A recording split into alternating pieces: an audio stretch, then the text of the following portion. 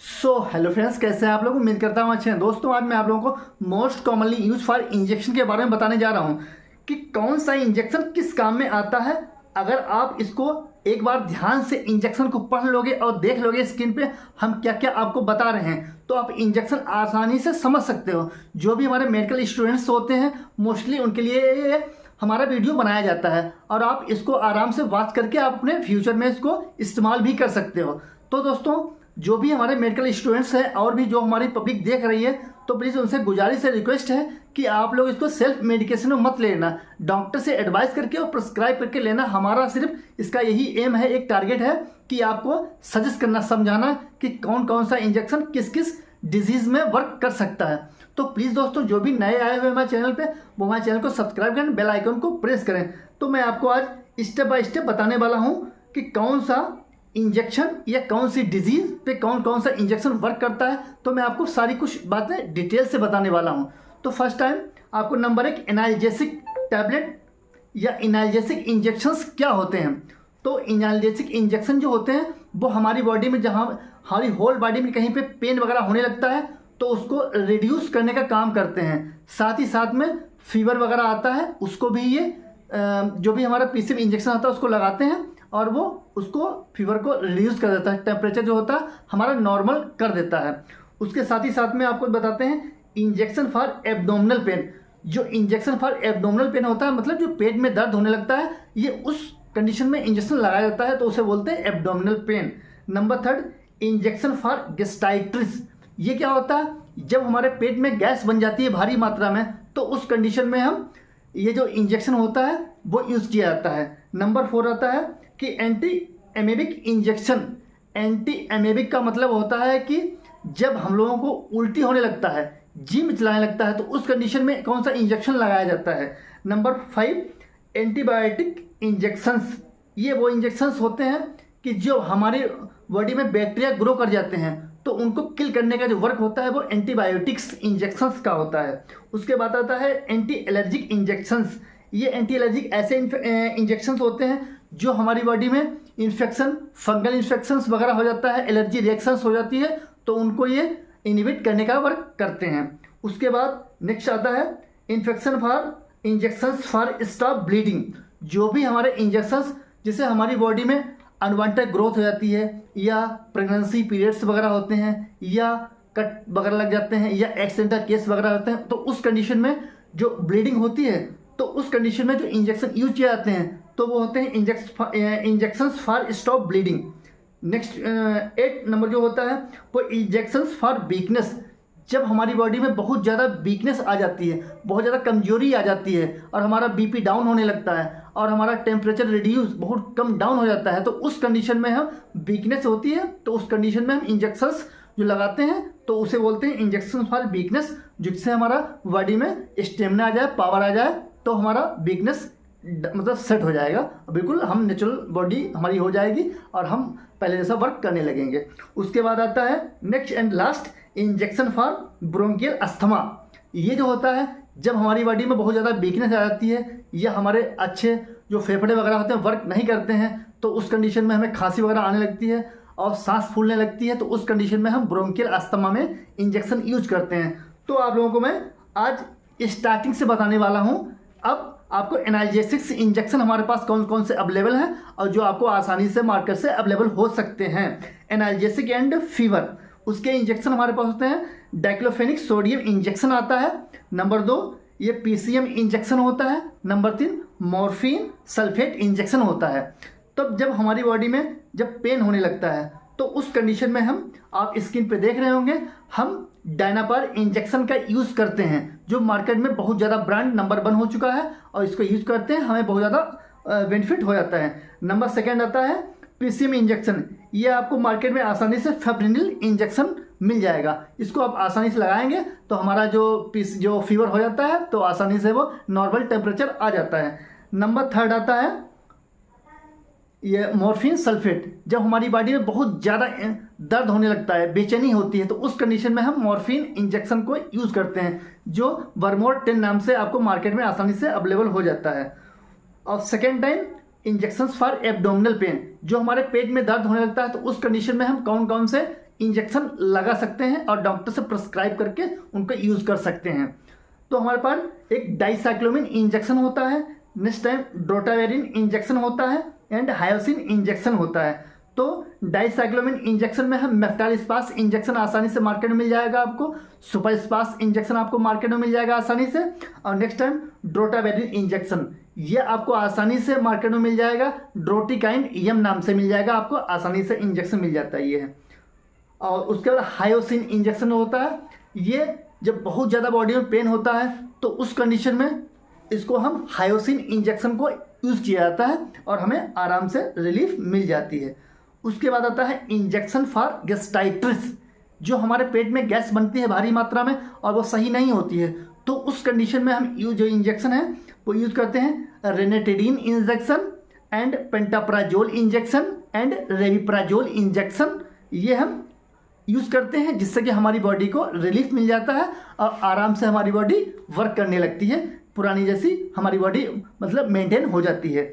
और आपको बता दें रेनेटिडीन इंजेक्शन जो होती है वो आसानी से आपको देख रहे होंगे स्क्रीन पे, ये आराम से आपको एसिलाक नाम से मार्केट में मिल जाती है, एसिलाक नाम से मिल जाती है, रेलाक नाम से मिल जाती है, ये आराम से मिल जाएगी आपको। सेकेंड टाइम पेंटाप्राजोल इंजेक्शन, ये इंजेक्शन ये होता है कि जब हमको रेनेटिडीन से आराम नहीं मिलती है तो सेकेंड टाइम ये बेहतरीन इंजेक्शन होता है जो कि पेंटाप्राजोल, जो कि आपको मार्केट में पेंटॉप 40 नाम से आईवी मिल जाएगा और इसको आराम से आप लगा सकते हैं और हमारे जो प्रॉब्लम्स क्रिएट हुई थी गैस्ट्राइटिस की वो आराम से उसमें आपको रिलीफ मिल जाएगा। उसके बाद आपको मिल जाएगा रेविसिप आईवी, ये भी सिप्ला कंपनी का होता है, ये बहुत अच्छा वर्क करता है, हमारी जो गैस वगैरह बनती है उसमें बहुत अच्छा रिलीफ दिलाता है। नंबर 3 आता है इंजेक्शन एंटी एमेबिक इंजेक्शन, ये क्या एंटी एमेटिक इंजेक्शन, जो क्या होता है ये जो हमारी बॉडी में जो भी हम लोगों को उल्टी होने लगती है या बदहजमी हो गई, खाना बढ़िया नहीं पचा, या जो भी इन्वायरमेंट तरीके से होता है लोगों को एमिटिंग जो भी उल्टी वगैरह होने लगती है, वोमिटिंग होने लगती है, तो उस कंडीशन में हम यूज़ करते हैं ऑन्डास्टेरान इंजेक्शन और उसके बाद मेटोक्लोप्रामाइड इंजेक्शन एंड डोम्पेडोम इंजेक्शन, ये यूज़ किए जाते हैं हमारे जब हम लोगों को वोमिटिंग वगैरह होती है।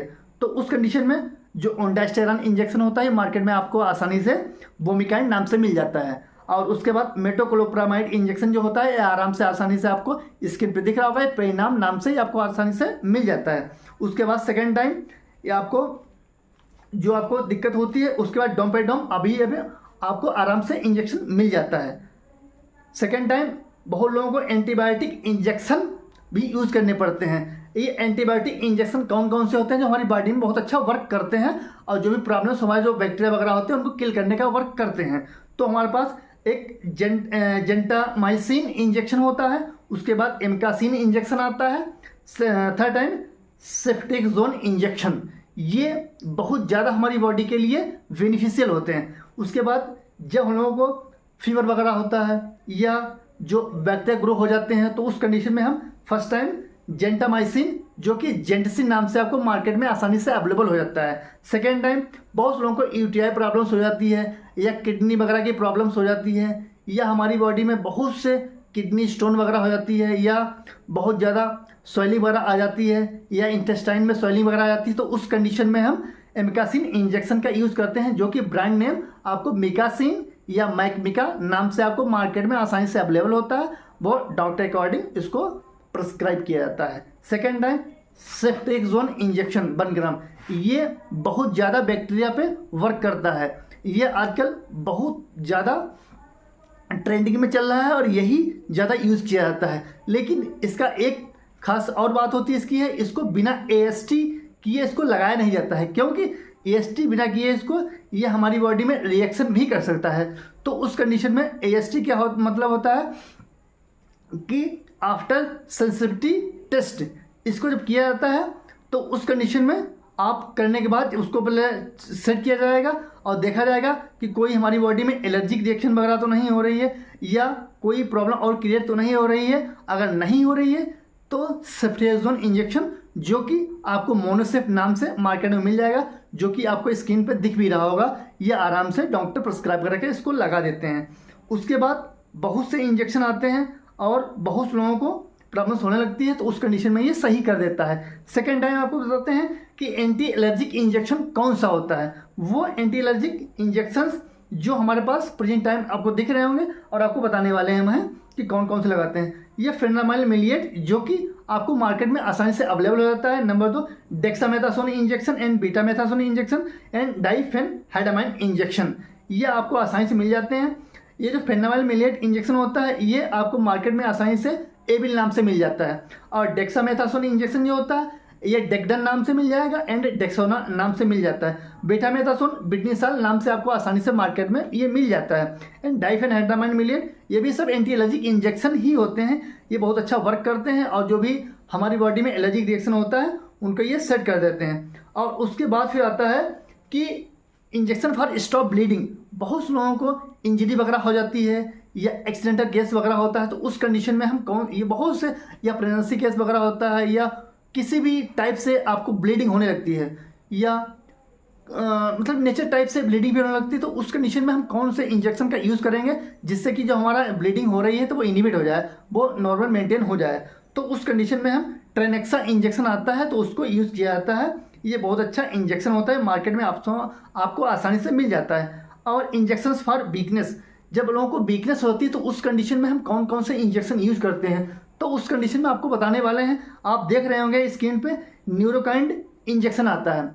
ये बनेवल का होता है, इसको आसानी से आप IM लगवा सकते हैं एंड IV भी लगवा सकते हैं। उसके बाद आपको दिख रहा होगा स्क्रीन पे न्यूरोकाइंड गोल्ड इंजेक्शन, ये भी बहुत अच्छा वर्क करता है, हमारी जो बॉडी होती है उसको बेहतरीन जो भी एनर्जी वगैरह होता है उसको दे देता है। एंड न्यूरोकाइंड प्लस भी इंजेक्शन आता है, ये भी एनर्जी के लिए ही होता है, जो ताकत आ जाती है। ये मिथाइल कोबालामिन इंजेक्शन होते हैं, बहुत अच्छा वर्क करते हैं। और साथ ही साथ में इसमें नया ब्रांड आ गया है, पॉलीवियन इंजेक्शन बंद हो गया है, अब जो आने लगा है वो पॉलीवियन A नाम से आने लगा है। ये बहुत ज़्यादा वर्क अच्छा करता है और ये हमारी बॉडी को एनर्जी बेहतरीन तरीके से दे देता है। उसके बाद बहुत ज़्यादा लोगों को गठियाबाई हो जाती है या जोड़ों में दर्द होने लगता है तो उस कंडीशन में जो वीकनेस आती है तो उस कंडीशन में हम डेकाड्यूराबोलिन इंजेक्शन जो 50 एंड 25 इंजेक्शन आते हैं उनको लगवाते हैं, जो कि नॉन एड्रेनालिन नाम से आपको मार्केट में ये मिल जाते हैं। उस पर IP लिखा होता है, IP का मतलब होता है इंडियन फार्माकोपिया, अगर BP लिखा होता है तो ब्रिटिश फार्माकोपिया होता है, एंड USP होता है तो अमेरिकन फार्माकोपिया होती है, यूनाइटेड स्टेट ऑफ कॉपिया होती है। उसके बाद आपको बताते हैं इंजेक्शन फॉर ब्रोंकियल अस्थमा, कि बहुत लोगों को सांस की जो प्रॉब्लम सांसों की होती है, सांस की हो जाती है तो उस कंडीशन में हम कौन कौन से इंजेक्शन यूज़ करते हैं तो उस कंडीशन में आपको हम थियोफाइलिन एंड इटोफाइलिन ये इंजेक्शन यूज किया जाता है, जो कि आपको ब्रांड नेम आराम से आपको डेरिफाइलिन नाम से मार्केट में अवेलेबल हो जाता है। तो उस कंडीशन में इसको हम यूज कर देते हैं और हमारी सांस होती है उसमें प्रॉब्लम होती है उसको आराम आसानी से मिल जाता है। तो प्लीज़ दोस्तों, आपको मैंने जो भी जान